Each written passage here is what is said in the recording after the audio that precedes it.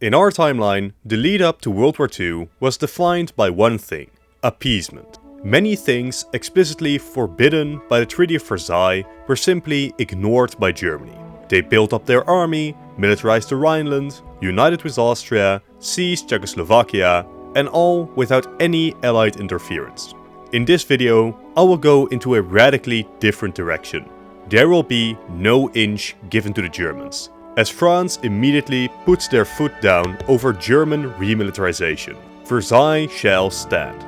This is perhaps the most interesting, but also the most unrealistic place where German ambitions to break Versailles can be halted. After all, they hadn't built an army yet, so what were they going to do? But it's also the most unrealistic, as it would immediately paint the former Entente as unreasonable actors on the world stage, not even willing to consider the idea of German reintegration as a respected nation on the world stage. Also, Germany didn't have no army. Rapid militarization had already begun in 1933, but until 1935 it had mostly been a secret. Funding had been gathered through MIFO bills, essentially loans from the German government raised through a shell company, ensuring that the German government officially didn't hold excessive amounts of debt, nor held a massive budget deficit while building up their army. Only in 1935 did the Germans officially announce their intention to remilitarize, and it's at this point where France will put their foot down. In 1935, Britain, France and Italy would form the Stresa Front, promising to uphold the European order as set out by Versailles. And it would be these three that discuss how to respond to German remilitarization. Now, fully stopping the militarization of Germany and enforcing Versailles was not something France nor Britain were willing to go to war over in our timeline. But here, we will have France throw a fit at Italy and Britain, crying out against the injustice of Germany breaking Versailles and the French right to feel safe, as France announces their desire to send an ultimatum to Germany, demanding full compliance with Versailles or else. Britain and Italy, more sympathetic to the German cause and less directly threatened, wouldn't join this plan. Germany had also gone on a propaganda spree the past few years. The German army, as set out by Versailles, was smaller than Belgium's. Surely that was ridiculous. Germany had also made false promises that their army would refrain from a mass buildup of heavy weaponry, the kind that could be used for aggressive maneuvers against their neighbors. Germany simply had a certain level of trust and sympathy to at least compromise over the stipulations of Versailles. But France was having none of it. France, by themselves, sent the ultimatum to Germany, demanding the complete demilitarization of the nation or else. Germany, presuming this as a bluff, rejects the proposal. After all, surely France wouldn't actually declare war without British backing. But as a shock to all of Europe, the French weren't bluffing, and French forces soon crossed into the still demilitarized Rhineland. Many states in Europe would at least feel some sympathy for the Germans, but apart from diplomatic objections, nobody would be willing to help them. As French forces advanced, the Germans would immediately start negotiating before any significant fighting had even begun. Fact is, Germany's newfound army was not up to the task of taking on France.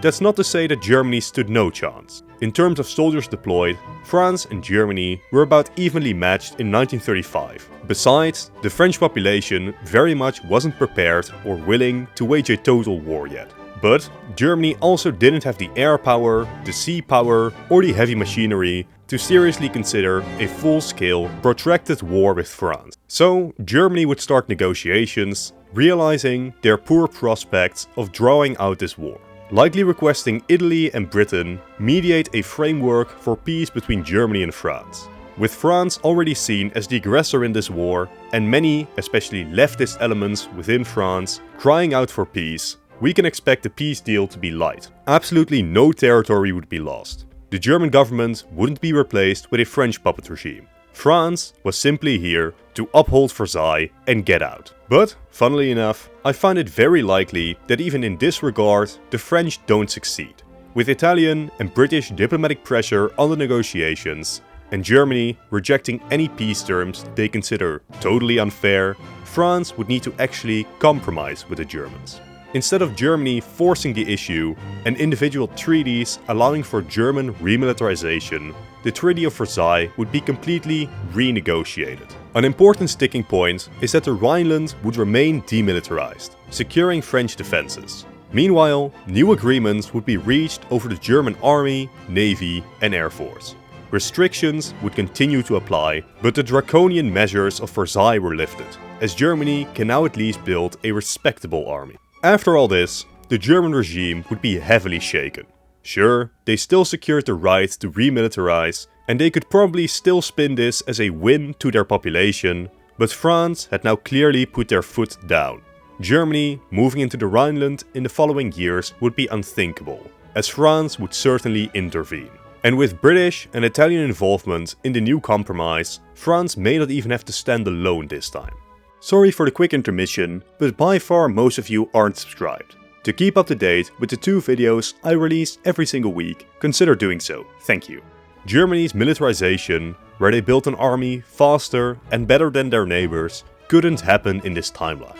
Germany's remilitarization is weaker and slower, while the militarization of France would be faster, to ensure that they are ready next time Germany tries anything funny.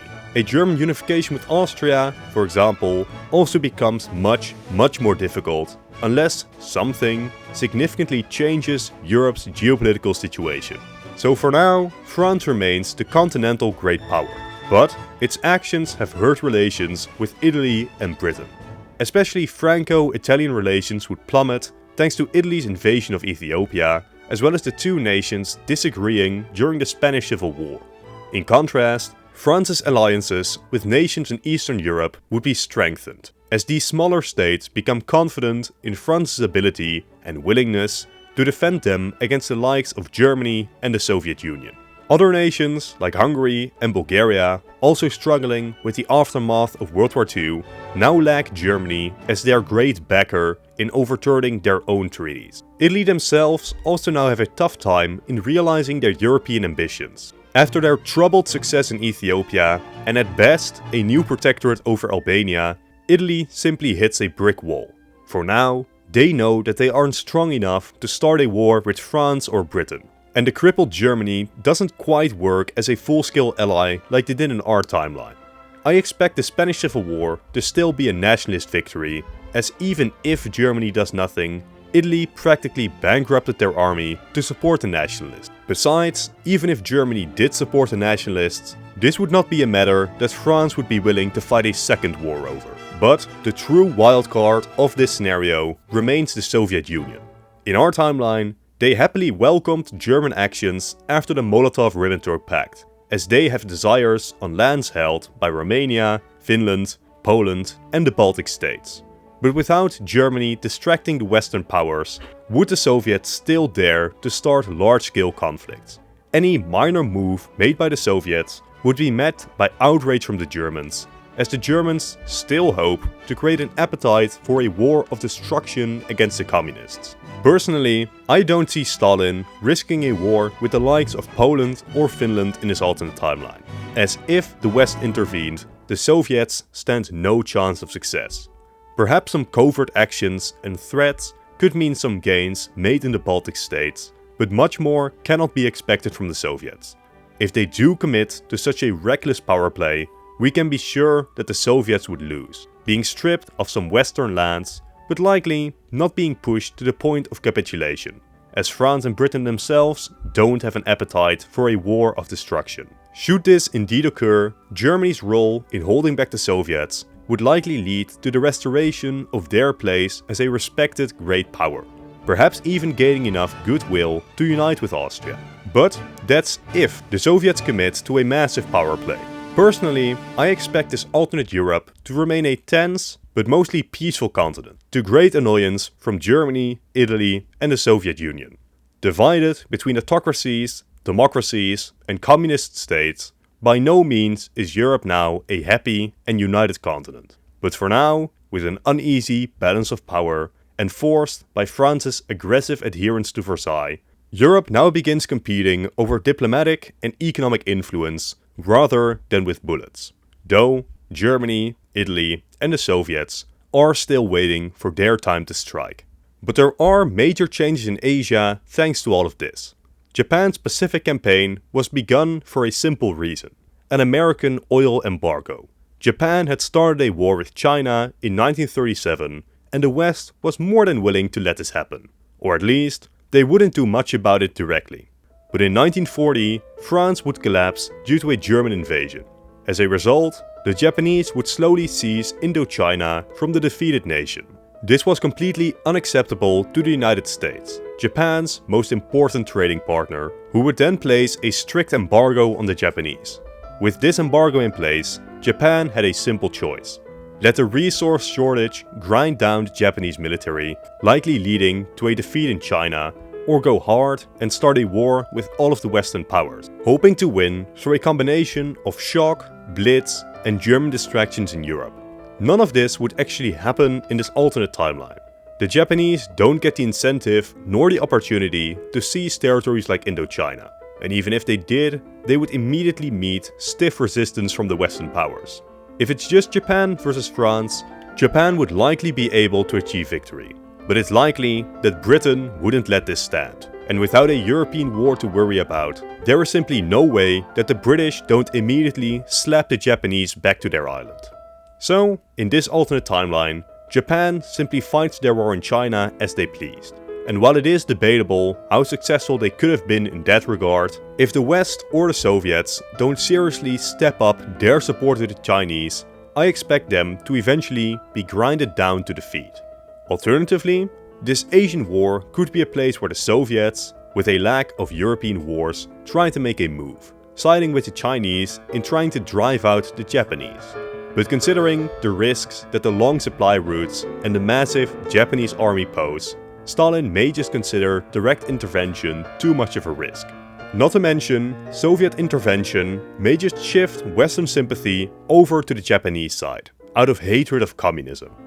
In conclusion, big surprise, taking away the main Axis power as a significant troublemaker ensures a world without a full world war. In geopolitical terms, nations like Italy and Germany, should they so choose, can integrate into a new European system. They're autocracies, alternatives and competitors, but not necessarily enemies, of European democracy.